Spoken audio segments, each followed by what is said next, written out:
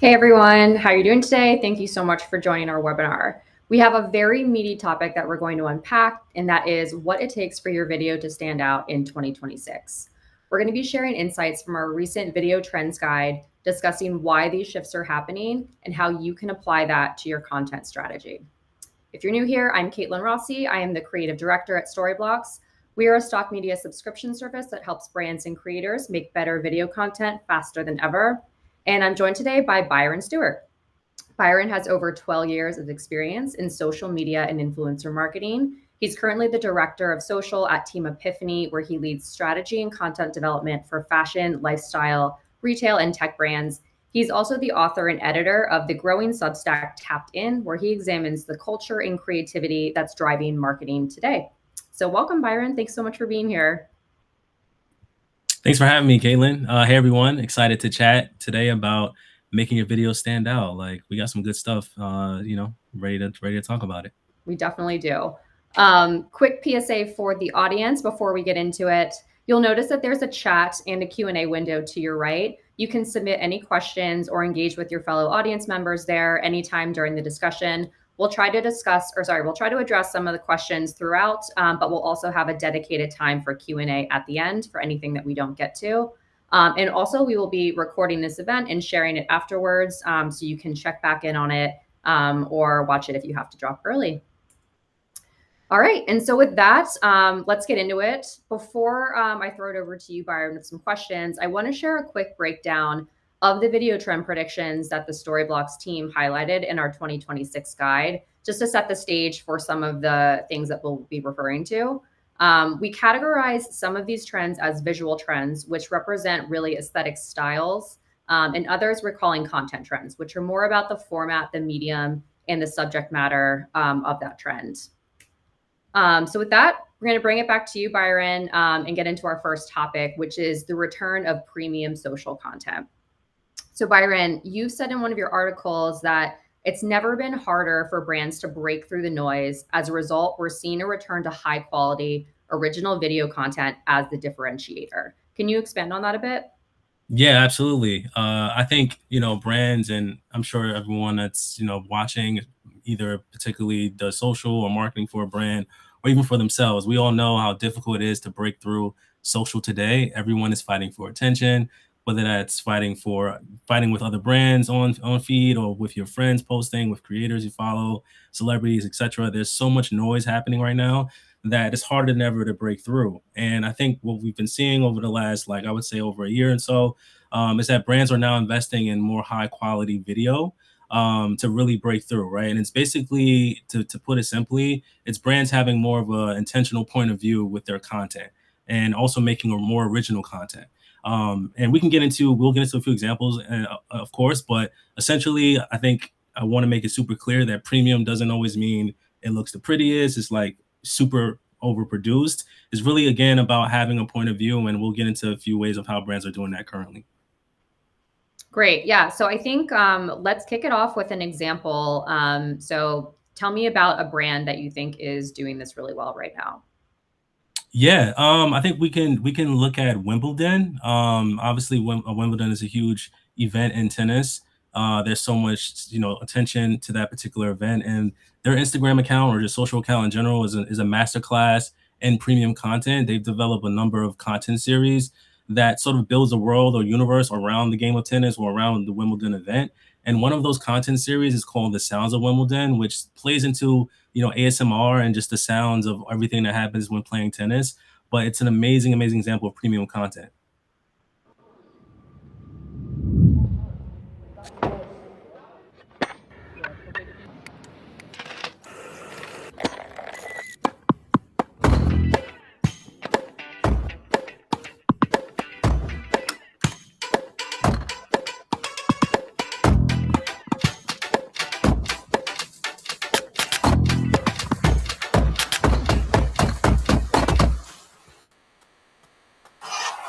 Thank you. Quiet, please.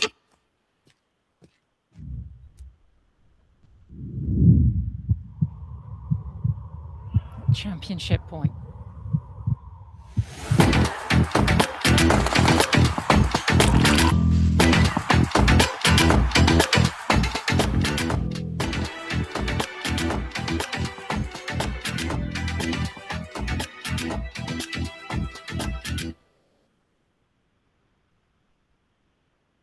Awesome. So if I can just add some color to that particular video, as you can see, it looks beautiful. It's definitely produced from an aesthetic standpoint, but it's also very social first. There are a number of elements at play here, whether it's quick cuts, whether it's just engaging sounds, as I mentioned, ASMR, showing different elements of the game of tennis, and then even using B-roll footage from classic Wimbledon games, and then of course still showcasing the brand in a very special way, either in the beginning and or in the middle.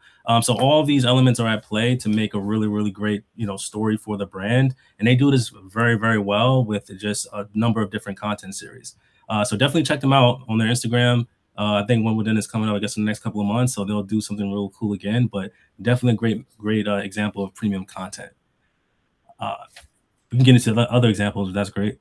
Yeah, definitely. Okay, cool. Yeah. And then I just wanted to also mention with premium content, right? Like we are in an entertainment driven, I guess, social ecosystem at this point. Everyone essentially uses social media for entertainment. You're sending a funny reel to friends, you're sharing videos that made you emotional to family, to anyone, to coworkers. We're in this world of just sharing great content.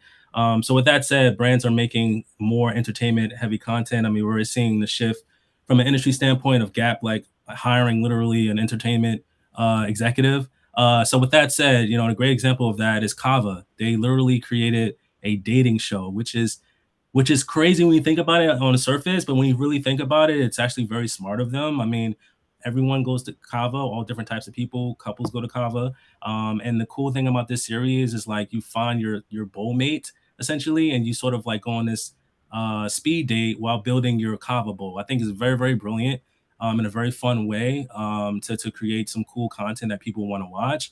And it has obviously these reality TV driven elements added to it, but also a great example of how you can make entertainment content that still ladders back into your brand and what it stands for.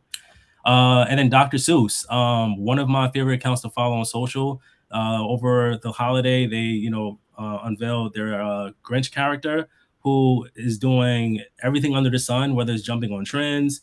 It's filmed in a very premium produced way, but it feels very relatable. Like he's a friend or a homie that you just see like walking down the street, but he's making trend content. They're doing original pieces from the brand of Dr. Seuss, and also just timely content around cultural events. And it's very turnkey as well. I think, if I'm not mistaken, they produce the bulk of videos in the upfront, but then they also leave room to sort of make quick videos if things happen in culture. But another great example of premium content from a brand. Yeah, if you haven't seen the Dr. Seuss Grinch videos, they're so funny. Particularly, like if you're a Love Island fan, that one that's in the example is top notch.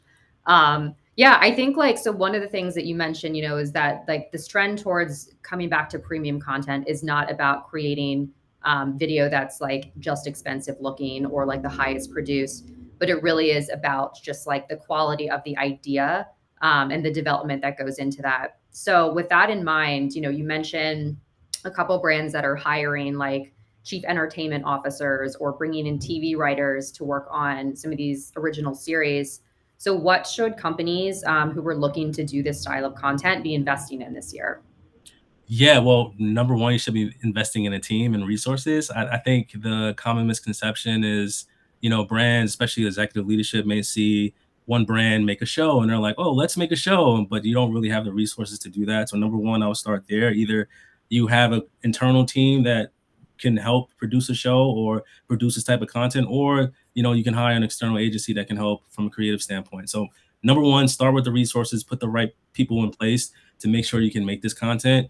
And then starting just from from concepting, premium content really starts with scripting, starts with a story, a narrative. What are you really trying to say? What are you trying to stand for? It starts there, right? So it's not a super random video or random number of videos. It's really creating a narrative-driven series or just content that you really put effort in. So it requires writing. It requires just obviously great content and hooks and content structures. So there's a number of things at play to make this potentially work. Yeah. I mean, it seems like a lot of it too is like we're seeing a return of like really unique editing styles. Like a lot of work seems to go into the direction of how these videos are edited now. Whereas before it was much about like get the recording down, post it almost raw. Now we're like seeing a bit more of a shift back to like really intentional editing with these videos? Yeah, 100%. I think, part of my background, I've been in social and brand marketing for some time, but I think it's important for marketers to have an editorial mindset. Storytelling is such a buzzword. It's been a buzzword for some time, but it is really important to know how to tell stories for your brand. And you have to think from a director perspective. Like, what are you trying to say? How are you trying to say it? Who are the main subjects in the content to convey that message? What is the actual climax of the video? How is it ending? You have to consider all of that to make really great content. Yeah, absolutely. So invest in that development time. Okay, so one thing that we talked a little bit about that I want to touch on.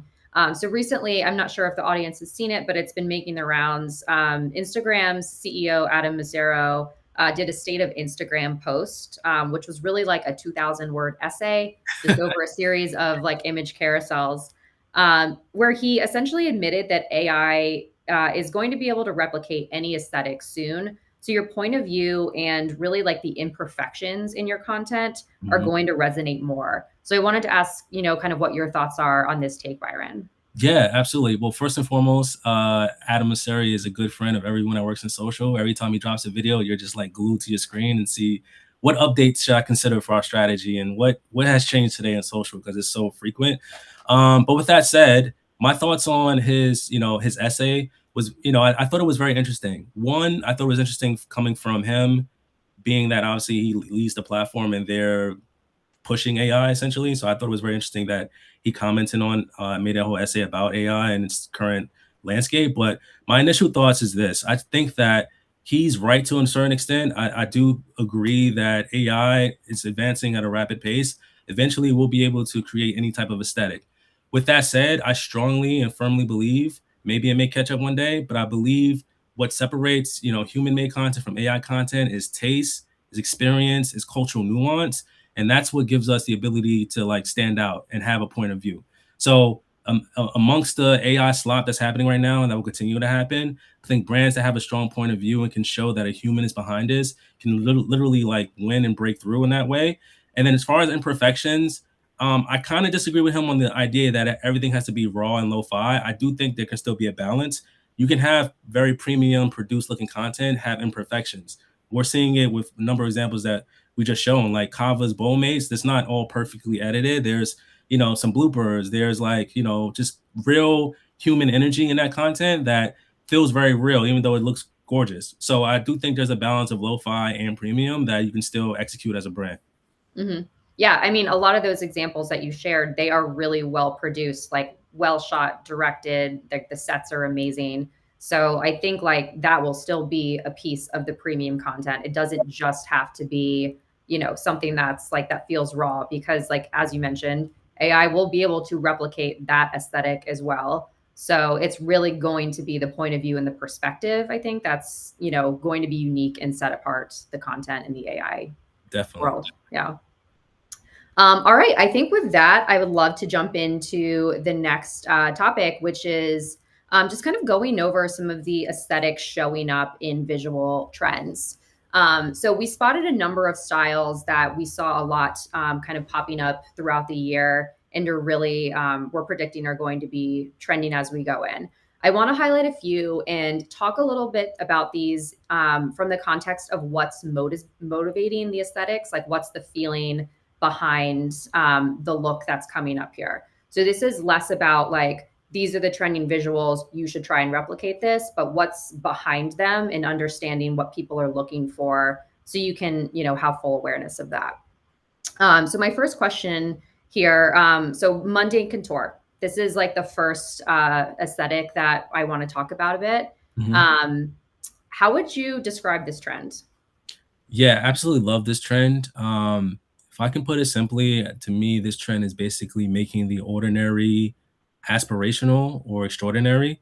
And I think a great example as pictured here is from, hopefully I do not butcher the brand's name, but one of my favorite luxury brands, Jack Moose. But they did a great series of videos dedicated to his late mother's collection, or was named after his late mother. And essentially it showed just the everyday point of view from a mom, right? Come home from work, dropping her bag on the desk, unwinding. There's a shot of her like kind of jumping on the bed and just like, oh, what a day. And it's like capturing different just perspectives of that in a really engaging and premium way. And it's, again, it's an ordinary everyday situation, but the reason it works because that's what ordinary people go through, and it's super relatable, right? So I think when people watch content like this and can see themselves in the content in a really unique way, that can really resonate. And that's just an awesome example of that, as well as examples that we see here as a young lady pictured in the laundromat. But again, the format, just the way it's shot, whether it's whether it's the angle or perspective, definitely helps tell a different story.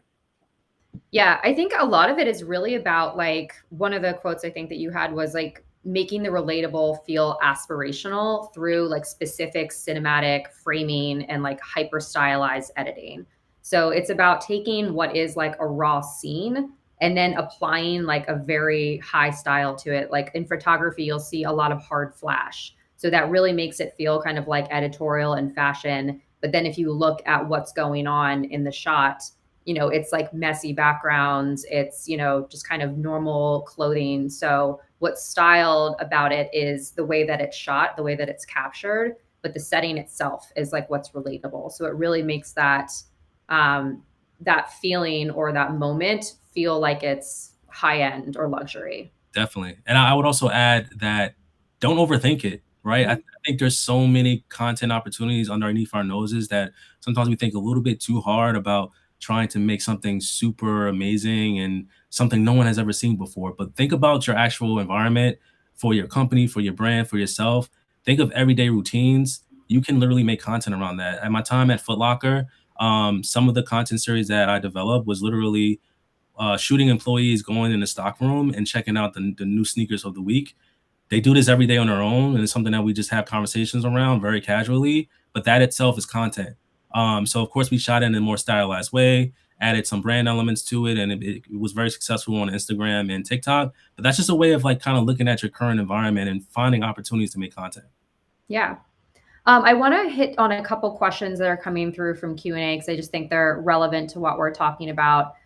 So the first one is we all have different audiences, young, old, male, female. Which audience is being addressed in this webinar, and how can what we're talking about apply to my audience? And I'll let you answer this, but I think like I want to kick it off with like, this is more about like what we're learning from these and how you interpret it for your unique audience, less about like reaching one specific group. Does that make sense to you?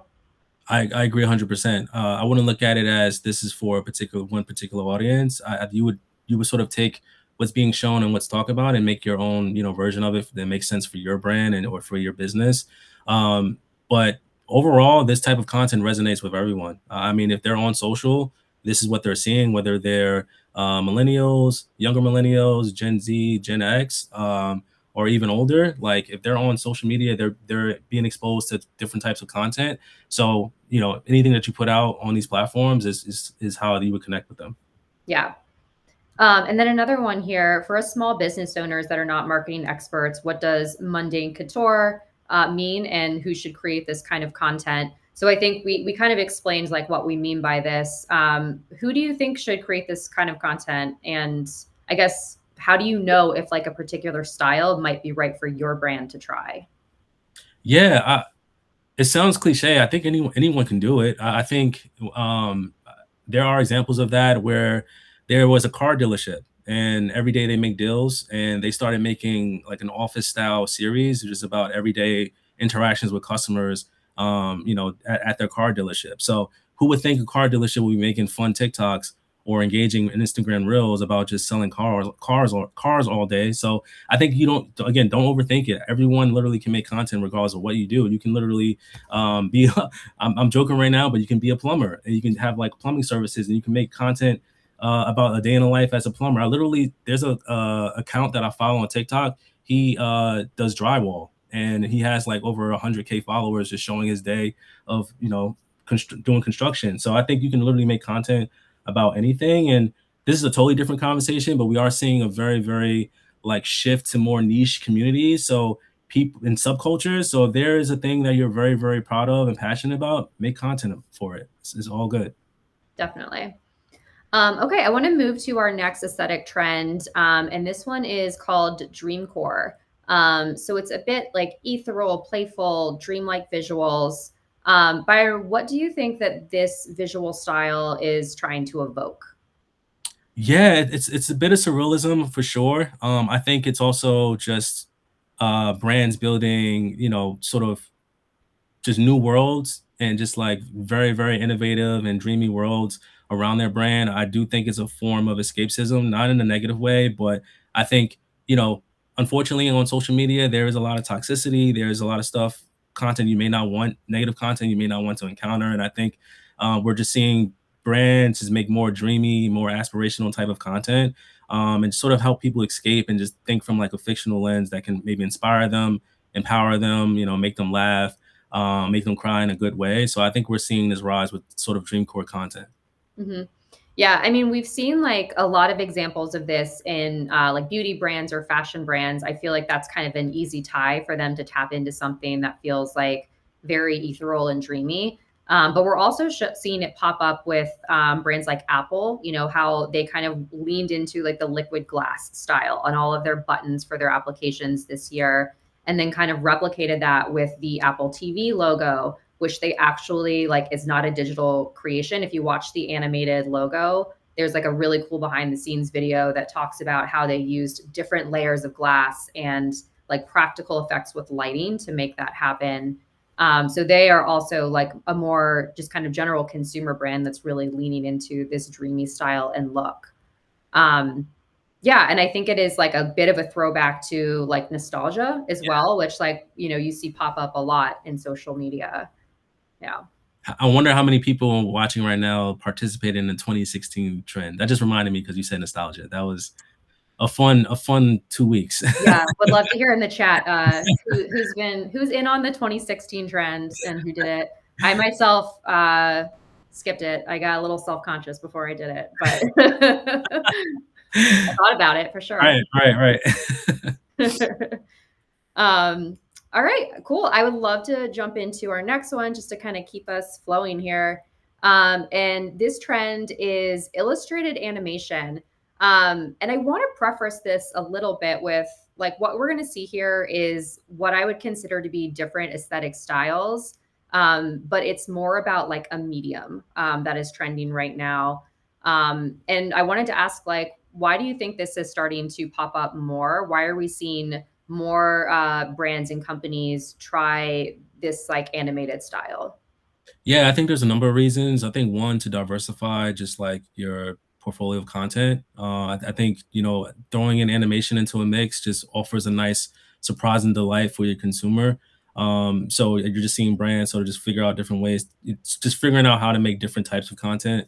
So animation will fall into that. I also think it's also just a signal of just craftsmanship and brands really embracing, artistry. This example from Porsche, which is an amazing animation that they dropped for holiday, definitely worth a watch if you're a Porsche fanatic. They have a bunch of Porsche Easter eggs, so definitely recommend watching that.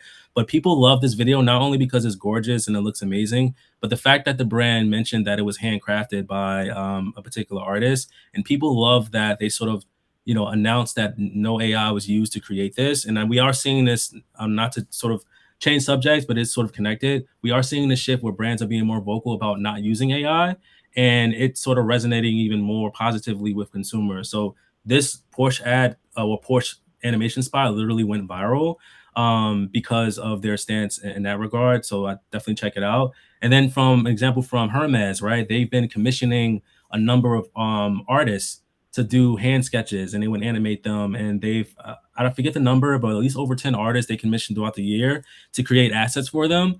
And again, this is all giving them new ways to tell stories, making their feed super creative, unique, and then tailoring it to certain campaigns and collections that they roll out. Just a great way, again, of just like diversifying the type of content that you're putting across these platforms. Mm-hmm. Yeah, and I think with that example, specifically with the Hermes one, like I was reading, and the reason kind of behind the reason why what they went with this style was because it was like a nod to the craftsmanship that's important to their brand and the products that they create. So like they're tying their marketing materials and like what they're using, for their advertising directly back to like a core belief that they hold about their product and their business. So I think that's like a really great example of like, this is something that makes so much sense for them as a brand. And I think a good nod to like do a trend that makes sense for you, not just because it's trending. 100%. Yeah, definitely recommend giving it a try if you can. Cool. All right. I think like that kind of covers the visual aesthetics that I wanted to go through. So next we're going to shift a little bit away from the look and style and talk more about the formats of content that we're starting to see so much of today. And the first one that I want to talk about is one that you've covered pretty extensively, in your articles, and that is behind the scenes content. It's not a new format. This has obviously been around for a long time. So why do you think this is coming back as a staple for both brands and creators? Yeah, I think just over time, or at least, traditionally, behind the scenes content to me has always been sort of an afterthought. It was like just some extra content to fill in your content calendar after the campaign concludes. But now it's sort of becoming the campaign within the campaign. And I think the reason why it's becoming, such a prominent just asset for brands is because people, as in their consumers or audience, not only do they want to know like what's being shown to them, they want to know how it's made. They want to know the people behind it. They want to know the stories behind it. And that also just shows, again, your craftsmanship, just shows your brand culture, the people that you've sort of enlisted in this campaign, and it really just adds credibility to your brand to just show how, the magic was made essentially. So a great example of that is from Gap. If you can just play an example, and I'll sort of add exactly what they were able to do. 5, 6, 7, let's go. Beautiful. Beautiful. Go, go, go, go, go, go, go. Set up on the ones, please. Nice. Woo! Nice. Nice. Scoot up just a bit. Scoot up just a bit. Does that make sense? Nice. That was nice. Woo! Woo! Awesome. So yeah, pictured there is the choreographer behind the viral Cat's Eye Gap campaign, and I'm sure many of you may have seen it, but it was a viral campaign with the global K-pop group Cat's Eye, where they did like a really great dance in Gap clothing to Khaleesi's Milkshake. Shout out to all the millennials that knows that song very well. But that content went viral, campaign went viral. But what really connected with me is the number of BTS content that Gap produced. I actually counted it and I wrote a piece on it in my Tapped In Substack, but they delivered over 15 pieces of behind the scenes content, which is actually insane. I don't think I've seen a brand release that many behind the scene pieces, but they essentially were telling a story around Cat's Eye rehearsals, showing them in the studio rehearsing. Of course, we just saw a clip of the choreographer sort of directing on set.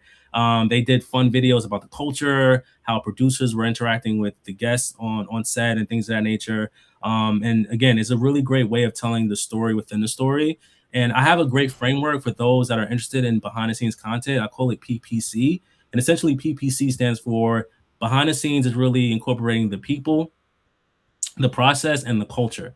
So when you think about the people can consist of the cast, it can consist of the talent, internal talent behind the content. You can tell stories with them. The process, how everything was made, the ups and downs. I think even within the Gap content, they showed Cat's Eye even exhausted after rehearsals, and just or even the backup dancers, practicing and failing. People want to see that because it feels, again, relatable. It's authentic, and people can connect to that. And then from a culture standpoint, how are people feeling during the shoot? What was the energy, the emotion that was conveyed? These are all levers to make great behind the scenes content. So PPC, people, process, culture. I love that. Yeah, this was actually one of my favorite campaigns of the year as well. And I also wrote about it and how I think they did BTS so well. So like my anecdote with this campaign was, I was like flipping through TikTok one day and I saw the BTS video with like their choreographer, like kind of teaching a segment from the dance before I saw like the official commercial or anything about the campaign. So like, that's what like immediately connected with me was like this one sort of interest that was very specific to me. I follow a lot of choreographers. I love dance. So like that got to me before any of the other content did. And then, yeah, if you really dig into everything they did there, they touch every angle. They talk to the creative directors, they talk to the dancers. Yep. So it was like a real strategic piece of that campaign. And I think this is one of the biggest content trends that I've been seeing. There are so many brands now who are doing BTS well. It's like super thought out, and clearly a big part of the campaign. Yeah, definitely. Oh, sorry. I was just going to add on to say, like, for anyone in the middle of campaign planning, please consider having multiple pieces of behind the scenes content. Your audience will be grateful for it, and hopefully those engagement numbers spike. But definitely, it should be worthwhile creating. Yeah. I love your framework again for like how other people can sort of approach BTS content. I wanted to ask, like, what's another thing that you should sort of think about or invest in if you're starting a campaign and you want to make sure that you are kind of getting intentional BTS content planned out ahead of time? Yeah, I think we mentioned this word plenty of times at this point, but perspective. I think each piece of content should have a particular perspective. What is the message you're trying to say? What part of the story does this BTS content or content represent? You just have to start thinking that way, of just like these beats throughout the campaign that tell one cohesive story. So the intro in the beginning, some introductory content, to something in the middle, to like something that can sustain the entire hero campaign. You sort of have to think that way, of like these different beats to just tell one like really great story. Mm-hmm. Yeah. And one other question on BTS before we move to the next, but I saw a comment in the chat that said, it's kind of a bit of a fight for survival right now, because of there are certain things that are being produced, by people, and then they're popping up online and people are saying, oh, that's definitely AI. So like we've lost a lot of trust, I think, in what we're seeing as an audience because of the flood of AI content. And BTS is really like a way to kind of just show everyone that like humans were involved in this process, and that it is something that was made by people. A quote from our guide was, a stat that we highlighted in our guide was 86% of Americans believe transparency from businesses is more important now than ever. So this is a unique opportunity for brands to give consumers exactly what they want, and giving them a peek into their creative process. So it's building trust, it's building authority by showing kind of the strategic decisions behind the campaigns. Yeah, transparency is more important than ever right now. It's almost crazy to think about the times we're in, but as marketers, we sort of have to roll with the punches and adapt and adjust as society sort of just shifts in front of us. And that's where we're at now, where AI is sort of dominating. There's so much AI slop out there that consumers are losing trust. And now, I think the brands have responsibility to be, transparent and let them know like how this content was made. So yeah, that's the time we're in now. So I definitely agree with that. Cool. And with that, I'd love to move to the next trend in content. And this is the payoff hook.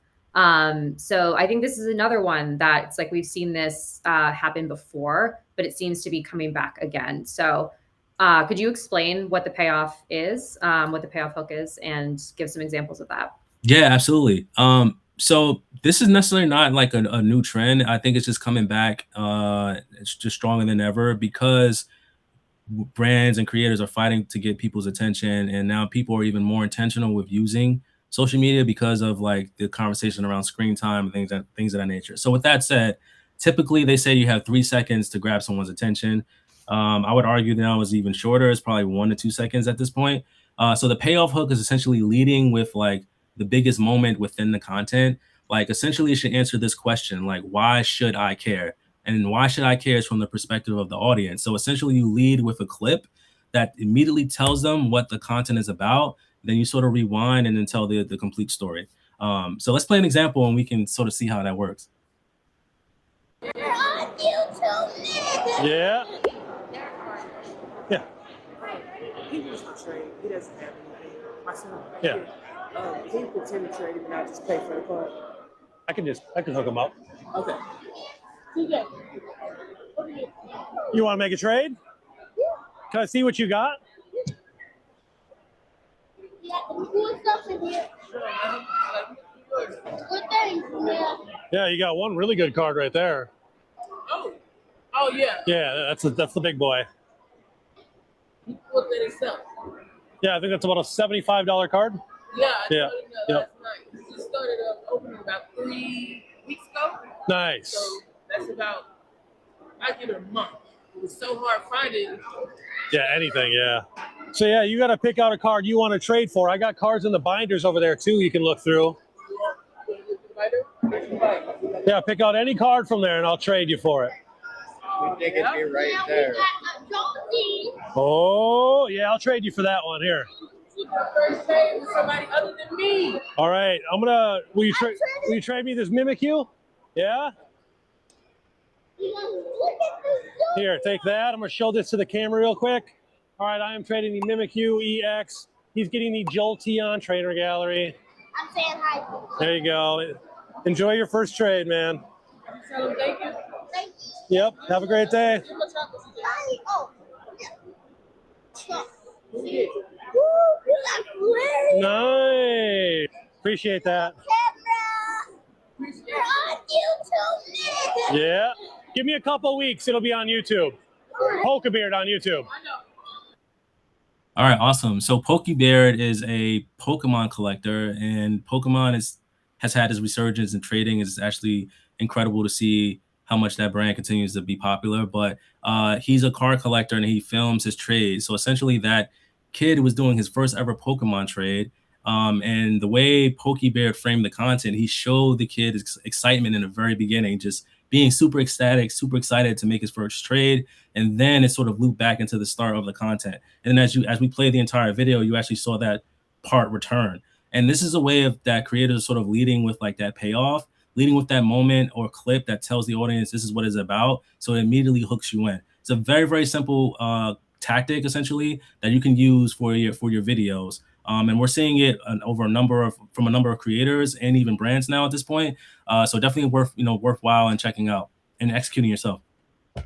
Yeah, so it seems like there are a couple different ways that you can sort of approach that from the production side. So this example that we just watched is obviously like that was not a planned kind of result, but obviously watching back the footage, she decided this is kind of a great ending, uses that ending of that video or that little clip as the payoff hook. But you can also produce this. I've seen this happen recently where it's like you kind of set up for there to be like sort of a big reveal or a payoff moment as like the producers of the video. So you can plan it a little bit. A good example of this is a B2B brand that I follow a lot and really admire, Wistia. So they do a ton of great social content. And they had one where they basically set up their co-founder to get slimed. So that's obviously the lead-in of the video, but the concept behind it is like, see if you can give these 9 pieces of advice in under 9 seconds. So really, kind of they design that in a way where they could sort of have that payoff moment and use it in their content. Yeah. Cool. I think with that, I would love to jump into our last content trend and then start getting to some of the audience questions. Let's do it. So yeah, this last one that we have is IRL digital. So what this means is essentially there are clear signs that people are craving in-person connection. So IRL, if you're not familiar, means in real life. And I think this is after years of growth in digital spaces and communities. So we saw things like virtual webinars, virtual events, really take hold during the pandemic. And I think we're at a point now where, people are missing all of those opportunities that we used to have for in-person community building and connection. So big time concerts, conferences, creator meetups are all becoming a thing again this year or in this moment. So what I want to talk about, though, is how these in-person events aren't completely decoupled from like the digital experience.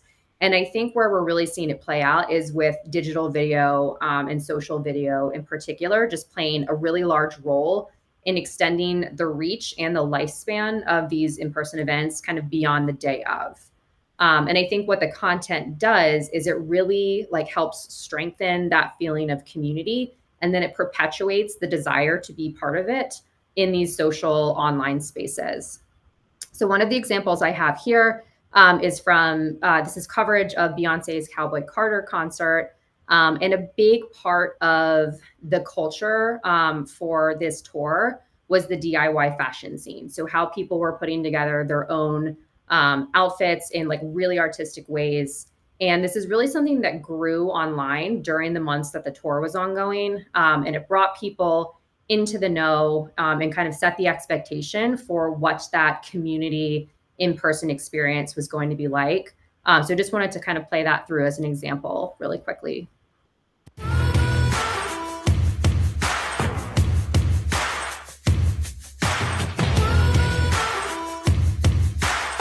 What's your favorite thing that you're wearing today?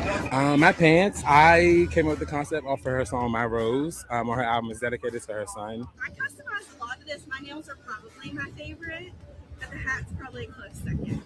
I deconstructed a jean jacket, spot material and rhinestones. The sash was my inspiration, but I wanted to attach it to our jacket.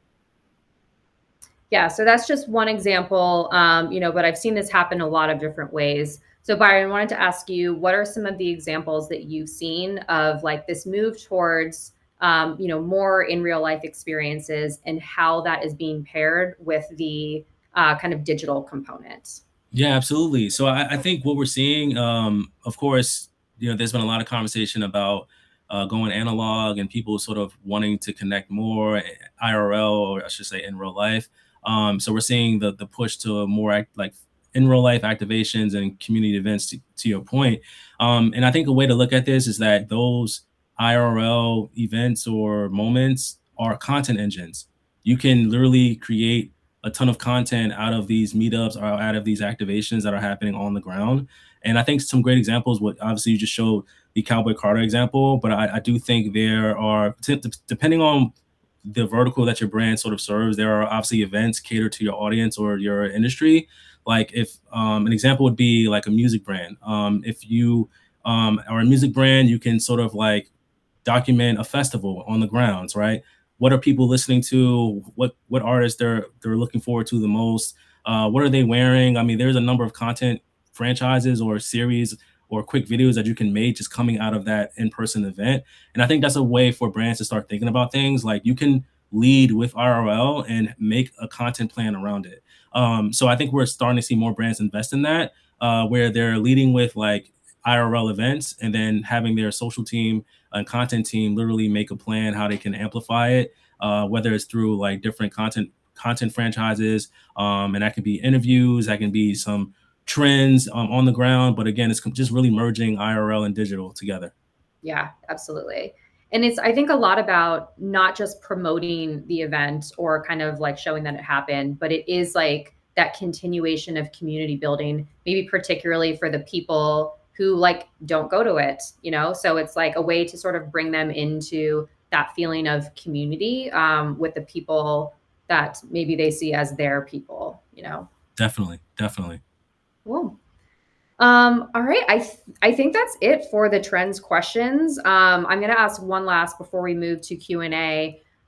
So Byron, if you could adopt one practice for how, people should approach their video strategy in 2026, what would it be? That is such a great question. I had a number of answers to that, but I think number one for me is just changing your mindset. Always ask yourself what is worth creating for your brand. I think we've seen a number of examples when it was also always suggested to jump on trends and see what's trending and what are people currently doing. But I think the key to really break through is taking a more quality over quantity approach and making, unique content. And that requires like literally putting thought and effort into it and really just thinking about the story you want to tell. So just change your mindset from more quality to more quality positioning. I think is the way to go. And that's what I would recommend as you start to create content for 2026. Yeah. So slow it down a little bit and really pay attention to what you think is going to matter. 100%. Yeah. Cool. All right. Well, thank you so much. We're going to run into Q&A. Before we do that, I just want to give a couple quick PSAs. One, you can download our Storyblocks 2026 video trends guide on our website at our resource center. to learn a little bit more about all of the trends that we feature in the guide. We'll also have more content coming out throughout the year that take deeper dives into some of these specific trends. You can also follow along on our resource center for details about our next webinar. We tend to do these once every month or once every couple of months and cover all different types of topics in the video creation realm. And finally, Byron, where can people follow you and read more about your perspectives? Yeah, you can follow me on LinkedIn, Byron Stewart. Love LinkedIn. I'm very active there, so we'll love to connect. And of course, please, if you're open to it, follow mine, subscribe to my Substack, Tapped In. I definitely post weekly about everything happening in marketing from a culture and content standpoint. I will tackle trends, but really just, showing how you can show up on social and really make an impact. Great, thank you. All right, with that, let's get into audience questions. So I'm going to start kind of from the top. And one of those is, so some of these types of campaigns are out of reach for small businesses, and they feel like they can't hire a team to create premium content. So what would you recommend that they do in a crowded social space? Yeah, that is a great question. And they're not alone. Obviously, resources are limited for a number of people and brands in particular. I definitely work with what you have for sure. If it's just one, if it's a team of one, a team of two, I still think there's ways for you to make content. I don't know if you're the owner or the face of the brand, but I think a lot of great talking head content is good. I've seen a few small businesses, whether it's like cafes. I've been really into cafe TikTok lately because there's a number of cafes that have a small team that are making content around just their daily operations, but they have a small team and they're literally showing their owner sort of like talking through the latte of the week, how they make it, sort of playing around with their employees, speaking with customers that walk into the door and interviewing them. I just think, again, going back to the mundane couture, look at your ordinary and think about the different stories you can tell with like things that seem routine at this point. Yeah, I would say to tap onto that, if you don't feel like you have the resources or even the time to invest in developing, kind of a really like well planned out series or something like that, think about like what is the one thing that you can do that's relevant to your audience or your customers that no one else is doing. So like there was one example that I saw recently of like a cheese shop in California that they were doing a series of videos in the same format. It was basically just like whoever is working behind the counter, just kind of walking through like different types of cheeses with the customers, that are coming up to the counter. So very like low produced and not something that they had to script or anything like that. But like no one else was doing that. And people loved just watching these interactions and really like hearing the expertise of these like cheesemongers that worked at this shop. So I think there are like a ton of different things you can try out and just figuring out like, is this unique to me? Am I doing this in a space that none of my other competitors are doing it? Yeah. And I'm not sure to that type of business that they have. But to your point, I think a great format to explore and you can make it your own or own it is green screen. It's very lo-fi, easy to produce. And you can do it natively in TikTok or Reels or I guess the Edits app or CapCut, but definitely recommend green screen content. You can have a lot of fun with that. Just sort of using imagery and video to tell like cool stories and just provide commentary. Very easy to do. Definitely. So this is a great question. What's the biggest mistake you see brands make when they try to be socially relevant on social? Or sorry, culturally, when they try to be culturally relevant on social? That is such a great question. I can talk about that for days. I think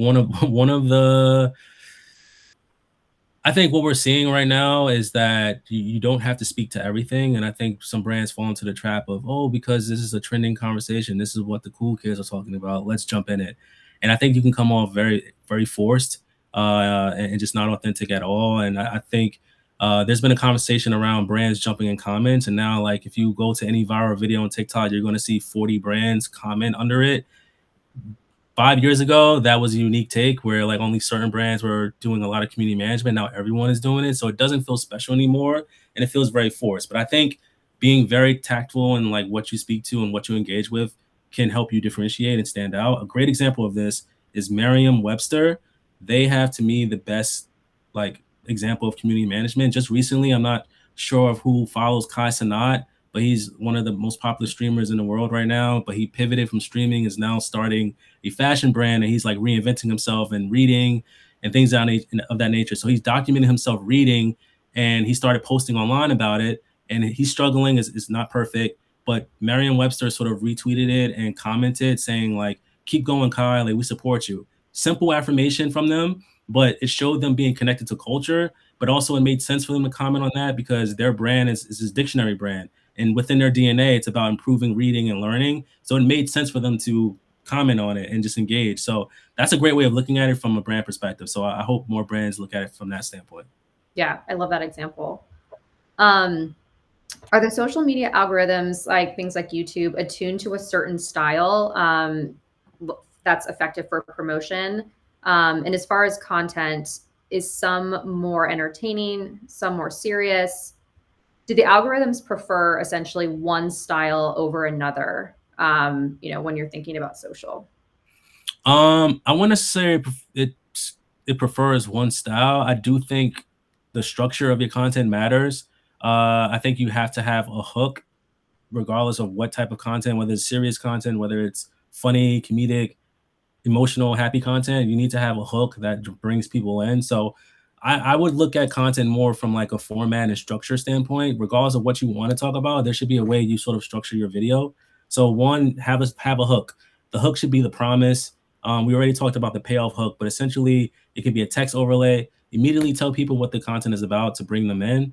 And then the algorithm just rewards engagement. So you bring someone in, engagement and watch time. So you bring someone in, they're watching it for a number of seconds. The algorithm will sort of pick up on it and like, okay, maybe this is interesting, and they'll start feeding it to more people. So it starts with structure, and I would start with the hook. But that's a good way to look at it versus like, oh, I should make one particular style of content because that's what will be rewarded. Mm-hmm. Yeah, I mean, I think every algorithm is different. Obviously, YouTube versus TikTok, very different things. And I think, like you mentioned, it's less about what the algorithm sees as an effective style, but they're watching for like how people engage with the content. So if with YouTube particularly, like watch time, the amount of time spent watching your content is a big one that kind of helps surface your other videos, your other content. Which is one of the reasons why we saw a lot of podcasts go to video format on YouTube, is because like if someone's sitting down and watching a podcast, that is an hour plus of watch time. So that is really rewarded then by YouTube's algorithm. So I think like there's definitely things you can do to learn like what the algorithms are rewarding. But I would say create it more for what you think the audience is going to like and reward rather than the algorithm. Yeah. Cool. All right. So jumping to a next one, as a small business owner with limited time to plan content, what do you suggest are the best ways to identify trends that will make the biggest impact? And how do you organize your content types? Great question. Can you repeat? I got the second half. Can you repeat the first half of the question? Sorry. Yeah. So what do you suggest are the best ways to identify trends that you think will make the biggest impact for you or your brand? Yeah, well, first and foremost, you have to live and breathe your brand and know exactly what your brand stands for. I can speak from perspective of when I was leading social for Foot Locker. Foot Locker is obviously a sneaker retailer, and our main, target audience is like the sneakerhead. But the way we looked at trends was not always trends related to sneakers. It was trends related to the interests of our audience or consumer. So looking at the sneakerhead, we know that he or she likes basketball.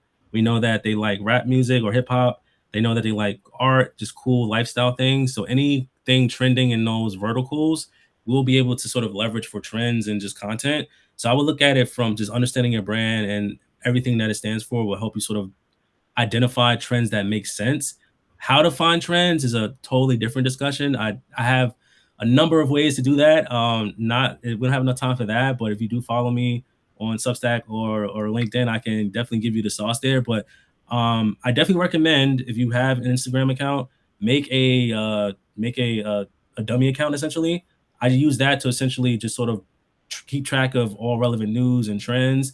And that sort of just helps me keep a rolling portfolio or just swipe file of cool things that I find. And then also just like not Twitter, but X. There's still a lot of conversation happening there. Like news breaks first. You can find a lot of trends there. And then TikTok, of course. The For You page is a gold mine. You can sort of see what everyone's talking about, see what's trending. But again, it may not make sense for your brand. So don't like force it. Mm-hmm.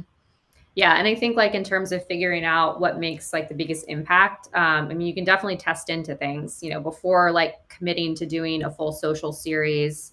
You know, it might be best to just like try a concept from that, like do a pilot episode or something, see if that picks up with your audience, you know, and then kind of go from there. We do a ton of testing, honestly, to figure out like, what does our audience actually want to see from us? You know, and then again, we have to like align it back to what makes sense for us and what we want to like represent as a brand. I'm so glad you brought that up. Yes, please test, experiment. You never know what will work. I've seen it plenty of times where, and don't give up easily too, because you know, there's so many variables at play with content, especially we were talking about the algorithm. Like, you know, you may post at a certain time of day and it may not hit, but if you post the same content, we've seen this a number of times, the next day or the day after, it may perform even better. So don't give up, be consistent, and give yourself a nice sample size before making a decision that this is not working.